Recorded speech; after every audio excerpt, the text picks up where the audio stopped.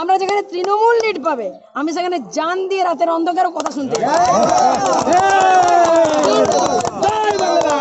যেখানে তৃণমূল লিড পাবে না সেখানে আমি তো দূরস্থ, আমার কোনো কর্মীদের কম যেতে দেবো না। যে বুথে লিড পাবো সেই বুথে জান লড়িয়ে দেব, আর যে বুথে লিড পাবো না সেই বুথে আমি তো দূরস্থ, আমার দলের কোনো কর্মীকে যেতে দেব না। প্রচারে বেরিয়ে গ্রামবাসীদের এমন হুমকি দিয়ে এবার বিতর্কে জড়ালেন বিষ্ণুপুরের তৃণমূল প্রার্থী সুজাতা মণ্ডল। গতকাল বাঁকুড়ার ওন্দা ব্লকে নতুন গ্রাম এলাকায় প্রচারে গিয়ে গ্রামবাসীদের হুমকি সুরে কথা বলতে শোনা যায় তাকে। বিজেপির কটাক্ষ, তৃণমূল এখন ঠেলায় পড়ে এমন মন্তব্য করছে। যে বুথে বেশি লিড সেই বুথে সাংসদ উন্নয়ন তহবিলের টাকা বেশি বরাদ্দ। গত সোমবার বাঁকুড়ার পোয়াবাগানে একটি কর্মী সভায় এমন মন্তব্য করে বিতর্কে জড়িয়েছিলেন বাঁকুড়ার বিজেপি প্রার্থী সুভাষ সরকার। সেই ঘটনার রেশ কাটতে না কাটতে এবার দলের লিড নিয়ে গ্রামবাসীদের রীতিমতো হুমকি দিতে শোনা গেল বিষ্ণুপুরে তৃণমূল প্রার্থী সুজাতা মণ্ডলকে। ওন্দা ব্লকে নতুন গ্রাম এলাকায় প্রচারে গিয়ে সুজাতা মণ্ডল বলেন, কোন কোন বুথে তৃণমূল ও বিজেপি লিড পাচ্ছে তার তালিকা তৈরি করে রাখা হবে। যে বুথে তৃণমূল লিড পাবে সেখানে জান লড়িয়ে দেব, আর যেখানে তৃণমূল লিড পাবে না সেখানে আমি তো দূরস্থ, আমার কোনো কর্মীকেও যেতে দেব না।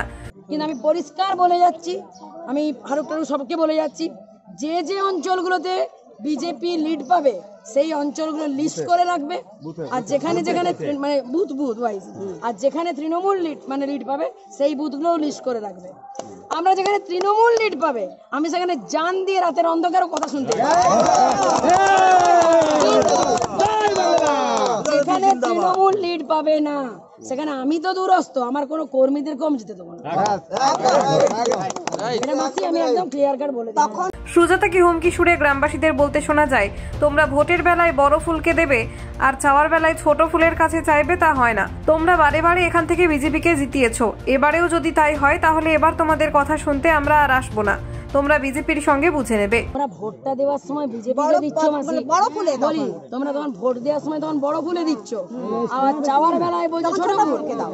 দেখো মাসি, আমি এবার ক্লিয়ার কাট কথা বলে যাচ্ছি, যদি এবার এখান থেকে ভোট না আসে, এবার আমি একদম ক্লিয়ার কাট বলছি, তাতে মিডিয়া থাক যে থাক আই ডোন্ট কেয়ার। যদি এবার এখান থেকে যদি দেখি যে তৃণমূল লিড পাইনি, তাহলে সত্যি মাসি আমি তোমাদেরকে না, আমরা কেউই আর অভিযোগ শুনতে আসবো না। বাস্তব কথা একদম বলে যাচ্ছি, কোনো অভিযোগ শুনতে আমাদের কেউ আসবে না।